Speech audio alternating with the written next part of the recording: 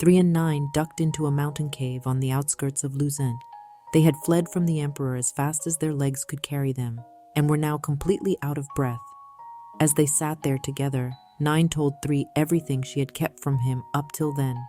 She told him about Ace, about herself, the details of her plan, and finally, what Ace's true intentions were on that night 3 years ago.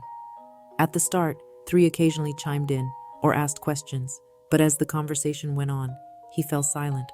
By the end, his head was hung so low that 9 couldn't see his expression. He had been utterly convinced that his friend, his one true friend, had betrayed him, when in reality Ace had sacrificed his life to ensure 3 would survive.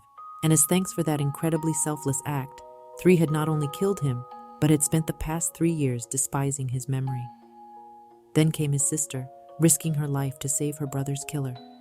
3 felt his chest tighten up as a wild mix of emotions ran through his head, threatening to overpower him. He was grateful for being fortunate enough to have 2 people in his life, Ace and 9, who he could fully trust.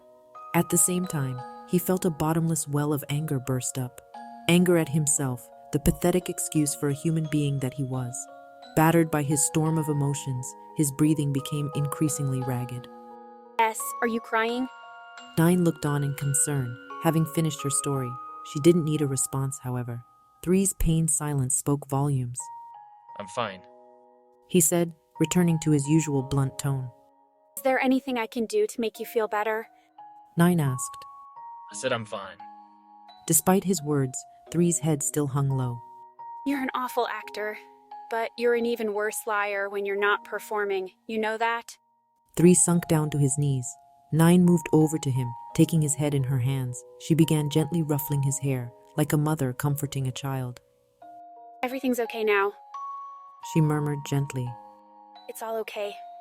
But I 3 stammered, his voice growing weak and hoarse. The last bits of 3's facade broke down, overwhelmed by 9's kindness, and he relented at last. 9 was younger than 3, and definitely looked the part, but in that moment, she showed an almost motherly level of understanding and compassion.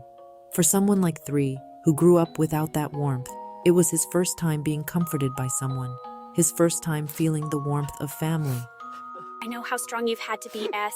I know how hard it's been for so long, but it's okay now, I promise.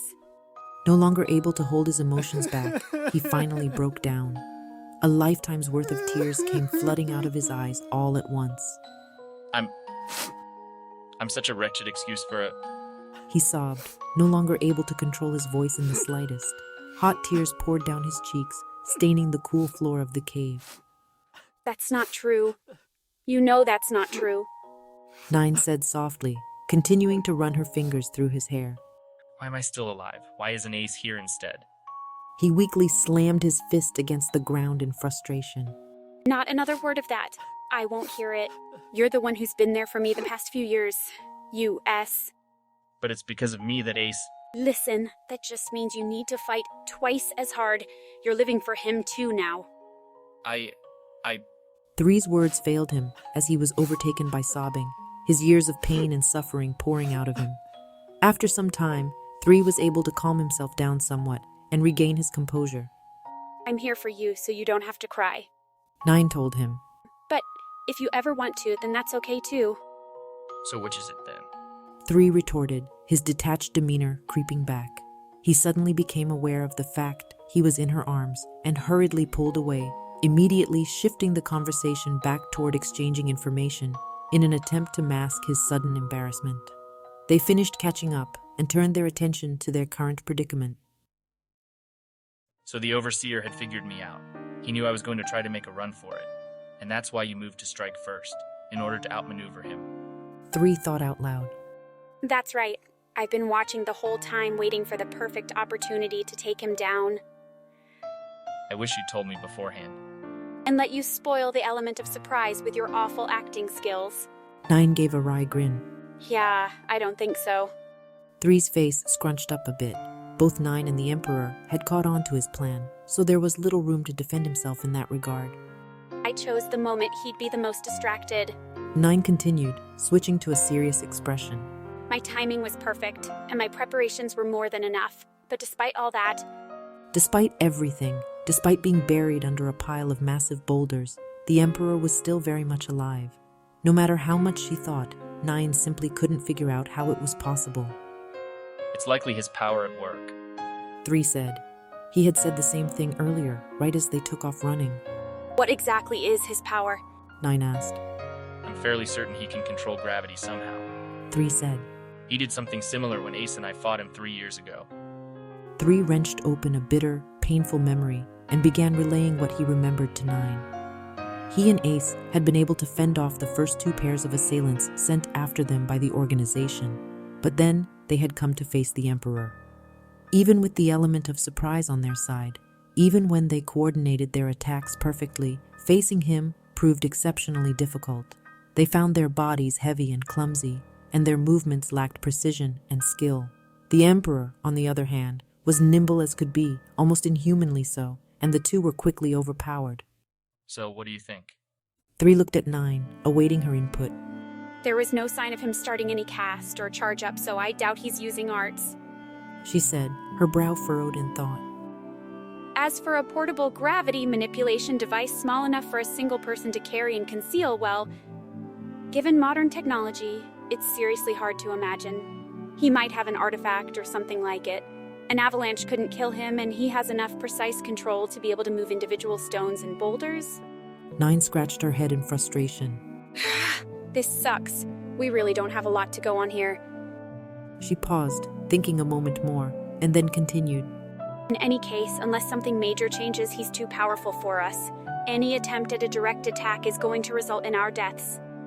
They fell silent for a time, until 3 spoke up, a grave expression on his face. If the time comes when we have to choose, we're going to prioritize your life, 9. You need to be the one to Stop it. 9 silenced 3 with an outburst of pure emotion, far more raw than her usual self. But then at least you'd be able to.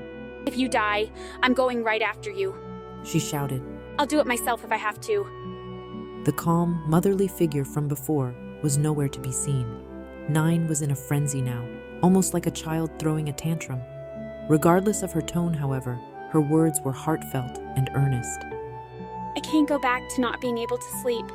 Her voice dropped to a whisper. I can't go back to being alone. The weight of her feelings was clear to 3. Seeing this, he let out a short sigh. Then you have my word. No matter what happens, I'll protect you. That's not what I'm asking for. Okay, you're right. 3 said, taking a deep breath. Then I promise that we'll survive this. We'll get through it together. 9 looked at 3 with imploring, almost pleading eyes. You swear? I swear. He said.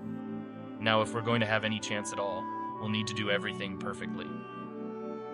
The rock slide was massive enough that despite the fact that he survived it, it was hard to imagine the Emperor was completely unscathed. If they tried to flee now, the organization would quickly find them again, and they would have to contend with the Emperor at his full strength. The pair knew if they were going to make a move, now was the time. Let's do it then. We'll take him out. To be continued.